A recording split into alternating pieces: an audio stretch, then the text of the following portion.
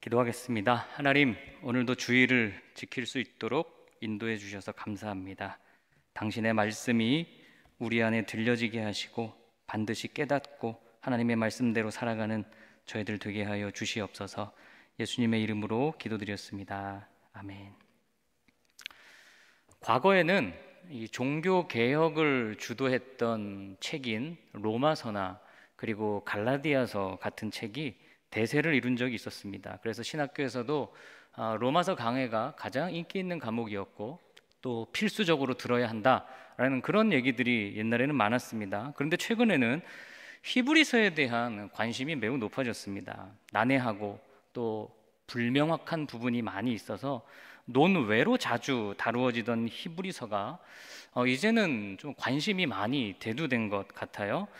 저는 본부교회 부임하기 훨씬 전인 작년 초부터 2022년 설교 본문은 히브리서로 잡아놓고 기도하고 있었습니다. 그러던 차에 본부교회 부임했는데 우리 목사님들께서 표를 정하신다고 하셔서 저는 오자마자 제가 관여할 일은 아닌 것 같다. 두 분이 분위기를 잘 아시니 정하면 저는 따라가겠습니다. 그렇게 말씀을 드렸는데 표어가 십자가의 감격을 회복하는 교회로 정해졌습니다. 너무 감사했습니다. 왜냐하면 예수님께서 십자가 위에서 하신 마지막 말씀인 다 이루었다 라고 하는 그 신학과 내용을 가장 잘 담고 있는 책이 바로 히브리서이기 때문입니다. 히브리서는 예수님께서 대제사장이시고 그리고 대속죄일의 개념에 연관하여 예수님의 십자가 죽음을 설명하는 성경책입니다. 그리고 구약 성경을 가장 많이 인용하고 있는 신약 성경 중 성경책으로서 왜 구약에 있는 모든 내용들이 예수님의 십자가와 연결될 수 있느냐라는 것을 설명하는 책이에요. 우리 본부교회 모든 성도님들께서 이 히브리서를 읽어가며 2022년 우리들의 표어가 여러분의 가슴과 삶에 더욱 깊이 뿌리 내릴 수 있기를 주님의 이름으로 부탁합니다. 자, 그러면 여러분, 히브리서는 누가 쓴 책일까요? 히브리서는 누가 쓴 책입니까? 한때 바울이라고 하는 주장이 가장 많이 거론되곤 했습니다. 그래서 어떤 성경책에는 실제로 히브리서는 바울이 썼다, 저자 바울, 그렇게 적어놓는 출판사도 있었습니다. 그러나 여러분, 신약 성경에서 저자를 알 수 없는 유일한 책이 히브리서입니다. 많은 사람들이 연구했습니다. 바울이다, 바나바다, 아볼로, 베드로, 실라, 브리스길라와 아굴라다, 심지어는 마리아까지도 그 저자로 언급이 되었어요. 그러나 그 누구도 설득력 있는 학설을 내놓지는 못했습니다. 옛날에 교부였던 알렉산드리아의 오리게네스가 히브리서의 저자는 하나님만 아신다라고 푸념을 했는데 그 푸념이 오늘날까지 진리로 받아들여지고 있는 현실이에요. 분명 하나님께서 히브리서의 저자가 누구인지 모르게 하신 이유가 있을 것 같아요. 히브리서는 굉장히 긴급한, 아주 긴급성을 띠고 있는 책이고요, 시급한 책입니다. 빨리 전해서 들어야 했던 그러한 내용을 담고 있어요. 저자보다 중요한 것은 내용이라는 겁니다. 히브리서의 책 제목을 그대로 번역하면 히브리인들에게 라는 말이에요. 히브리인들에게.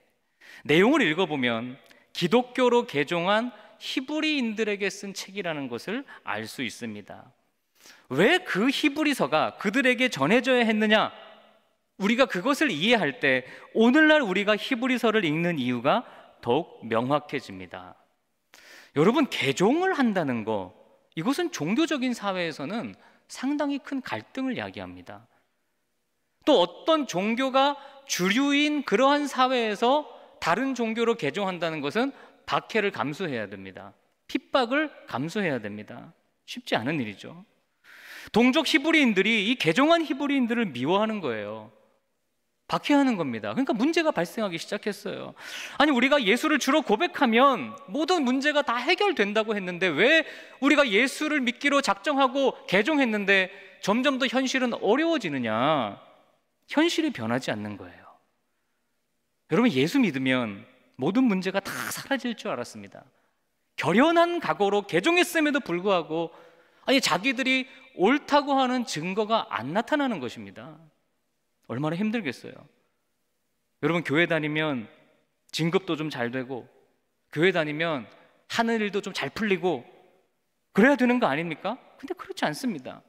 교회 다니면 몸이 아픈 사람들은 병도 좀 즉각 낫고 삶의 형편도 더 좋아져야 되는데, 아니, 예수를 믿었는데도 그러한 변화가 나의 삶에 잘 나타나지가 않는 거예요. 그러니 예수를 믿은 히브리인들이 자기들의 삶에 있어서 정말 총체적인 곤란함, 어려움에 빠지고 말았습니다. 야, 이럴 바에는 그냥 다시 유대교로 돌아가야겠다.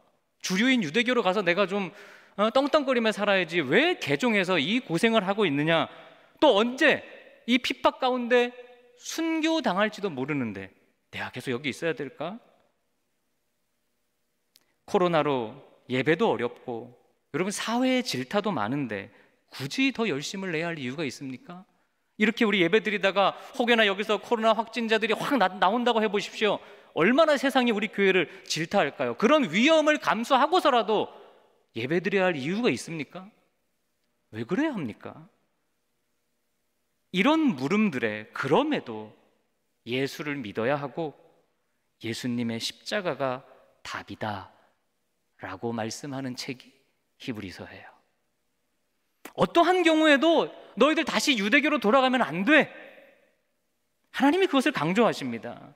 만약 저희들이 이 히브리서를 받지 못했다면 하나님이 왜 그 오랜 시간 동안 이스라엘 백성들이 그 고난과 고통 가운데서 하나님께 제물을 바치며 예배를 굳이 드려야 했는지, 그 이유를 저희들이 이해할 수 없었을 것입니다. 그런데 히브리서 덕분에 알게 된 거예요. 우리의 죄가 진짜로 얼마나 심각한 문제를 야기하는지 모를 수도 있었습니다. 오직 예수님만이 이 모든 문제를 해결하실 수 있고, 예수님만이 모든 문제의 열쇠이며, 그리고 구약 성경은 오실 예수님에 대해서, 신약 성경은 오신 예수님에 대해서, 요한계시록은 앞으로 오실 예수님에 대해서 말씀한다는 사실, 즉 그 무엇도 예수님을 통하지 않고는 우리 인생이 아무것도 아니라고 하는 사실을 히브리서가 가르쳐 줍니다. 그러니 굉장히 중요한 책인 거죠. 여러분, 우리의 삶의 현실이 어떠하다고 해도 예수님만큼은 포기할 수 없다고 하는 그 진리를 우리가 오늘날 다시 한번 깨달을 수 있습니다.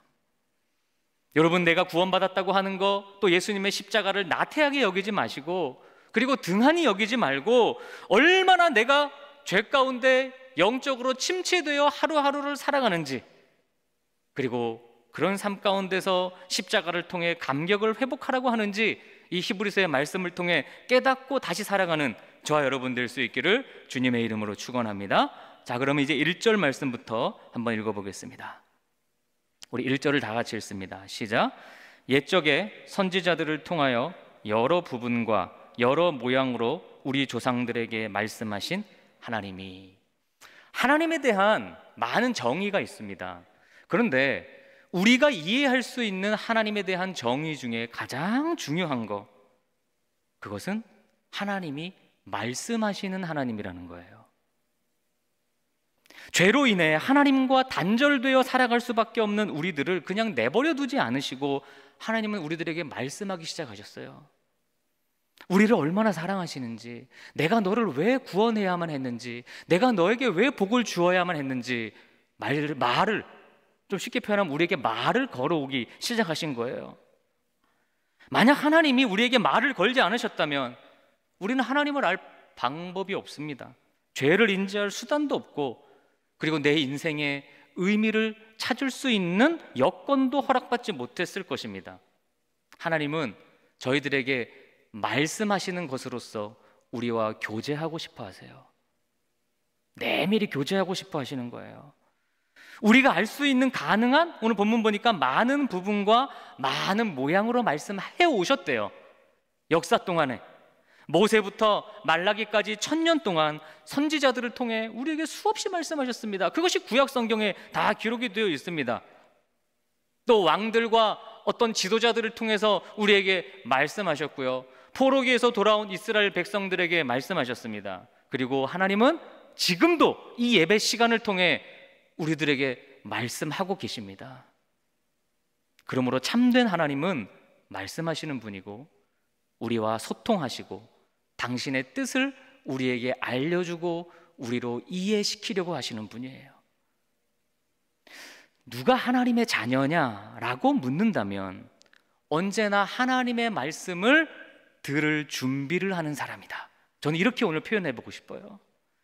하나님의 말씀을 듣기 위해서라면 자기의 것을 자기를 포기할 줄 아는 사람, 그만큼 하나님의 말씀을 듣는다는 것은 우리 인생의 어떤 존재의 근원이고 원동력이고 목적이고 삶의 전부라는 것이죠.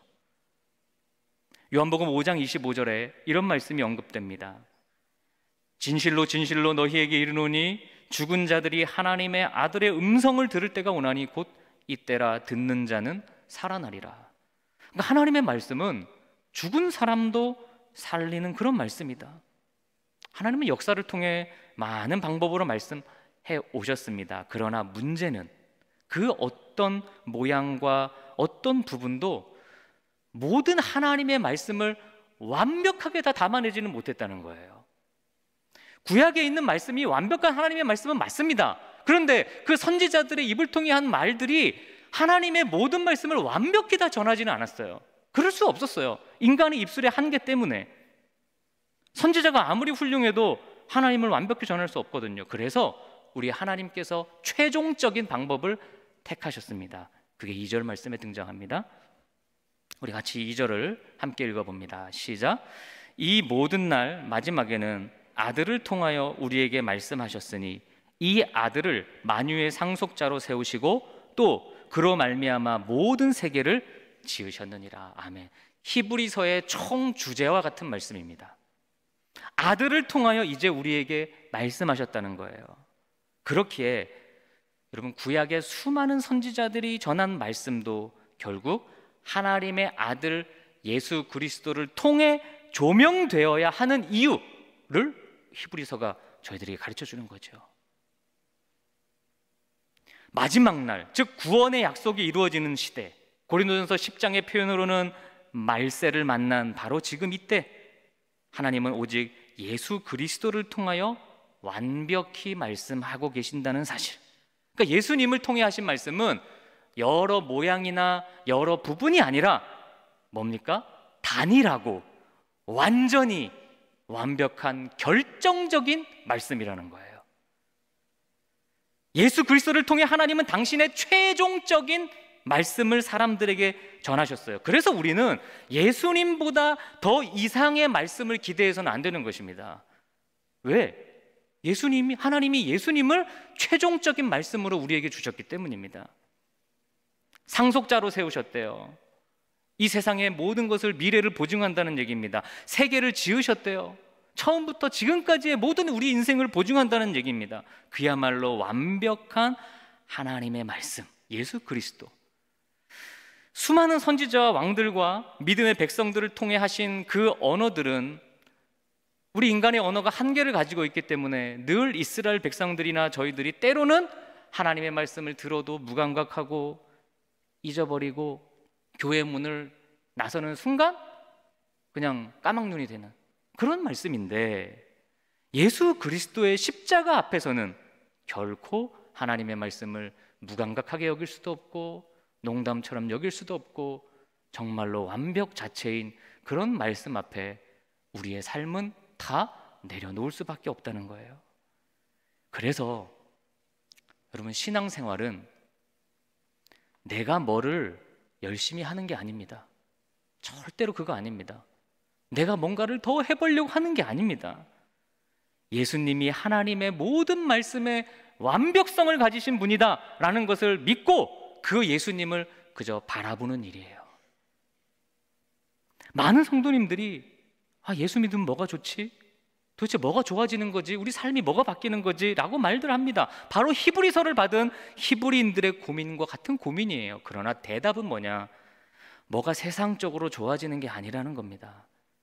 완벽한 하나님의 말씀인 예수 그리스도를 얻었다는 것 자체가 너무도 무한한 우리의 영광이고 감사라는 이 사실을 잊지 말라고 하는 거예요.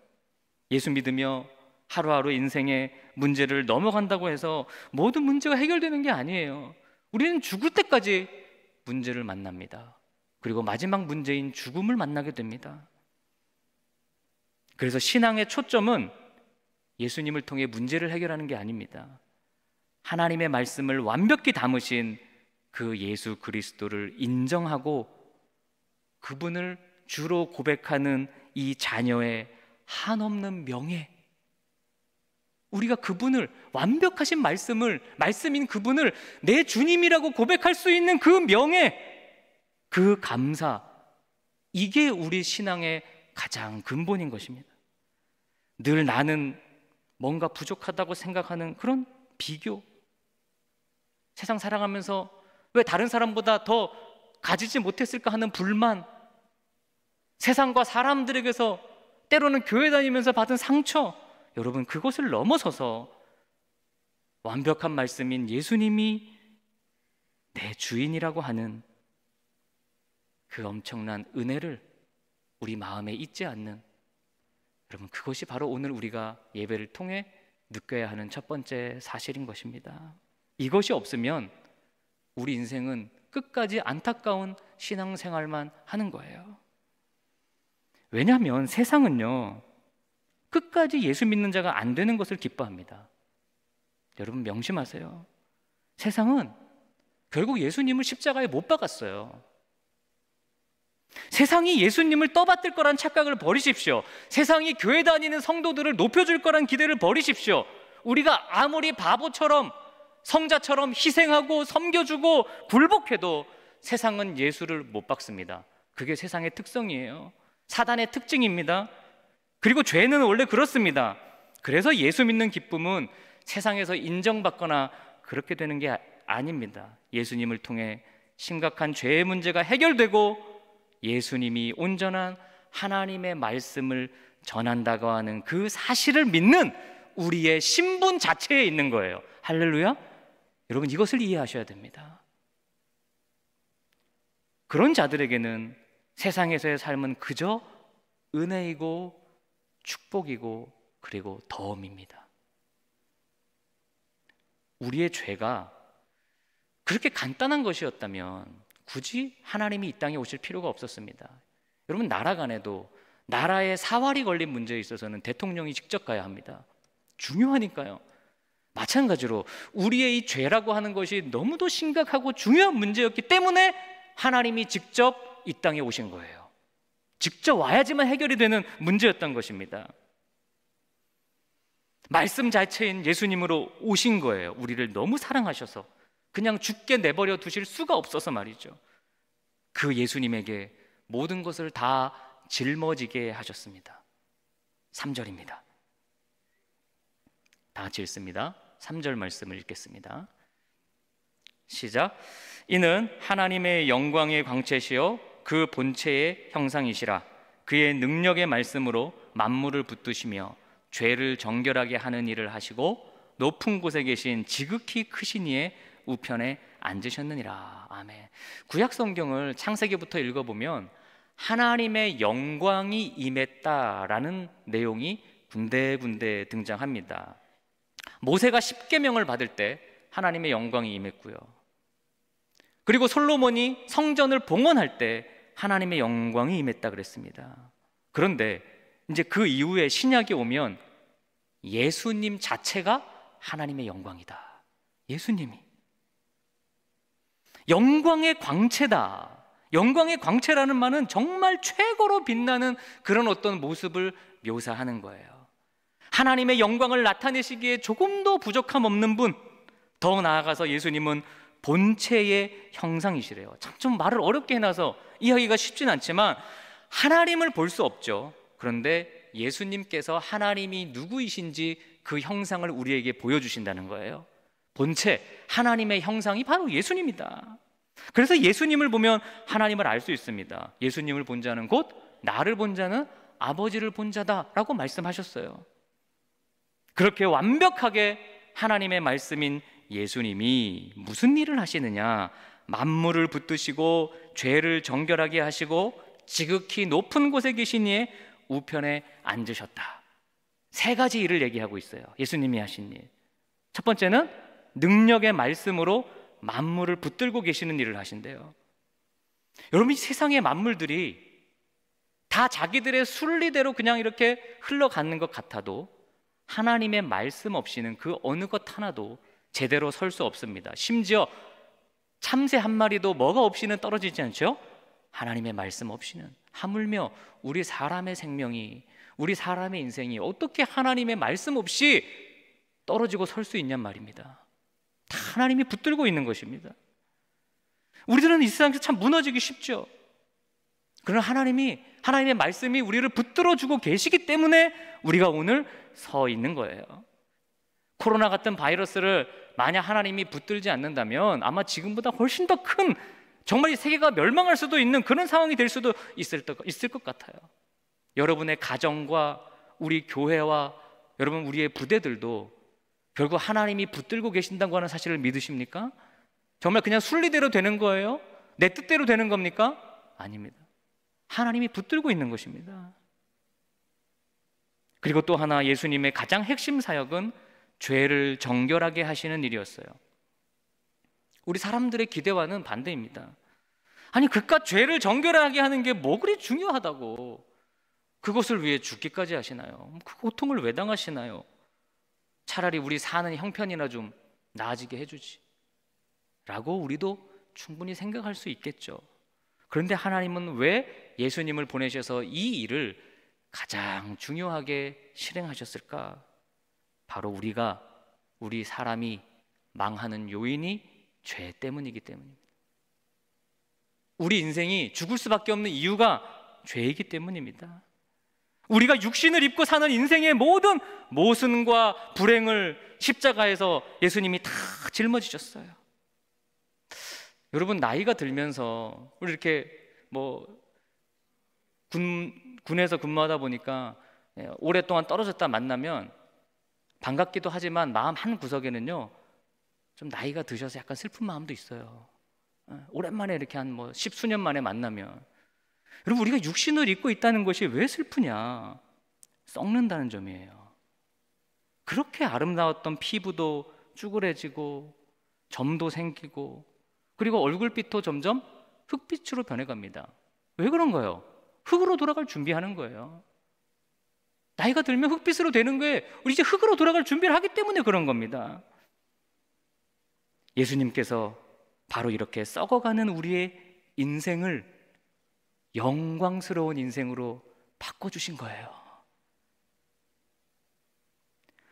내 안에 예수님이 살지 않으면 교회 다니는 기쁨이 없습니다. 내 안에 예수님이 살지 않으면 하나님 나라에 대한 소망이 우리에겐 없습니다. 내 안에 예수님이 살지 않으면 여러분, 내가 아무리 내 교우와 이웃과 동료들을 사랑하려고 해도 그거 할 수 없습니다. 예수님이 우리 안에 계셔야 돼요. 예수님을 통하지 않고는 답이 없어요.